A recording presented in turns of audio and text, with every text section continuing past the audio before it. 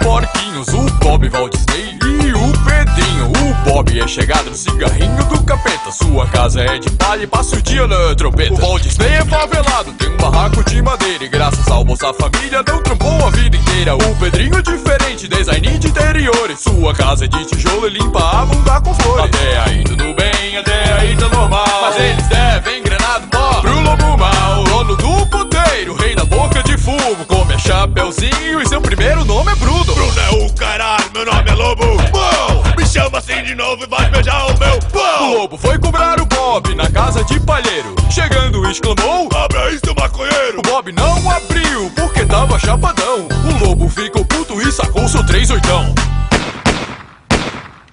Bob pegou sua magrela e fugiu pro Walt Disney. Chegando ele gritou: oh, quase me mijei. Depois de contar tudo, Val ficou preocupado. Ele também temia o lobo, sua CG tinha roubado. Chegou de Citroën, o MC Lobo Mal. As batias rebolando, a criançada paga pau. Quando eu crescer, quero ser que nem você, comer as menininhas e pegar DST. Abre esse barraco, tem uma K-47. Se liga aí, porquinho, bota o bacon no omelete. Os porquinhos foram correndo pra casa do irmão viado. Parem aí primeiro, tirem o sapato. Ao contar do lobo mal, o Pedrinho se tremeu. Ele também devia uns Gogo Boys que ele comeu. Vim resolver essa cagada aqui na casa do Pedrinho. Ao falar isso, Gleide espirrou no seu focinho. O lobo mal ficou inchado, era alérgico à lavanda. Ele morreu no SUS, porque a fila não anda. Quem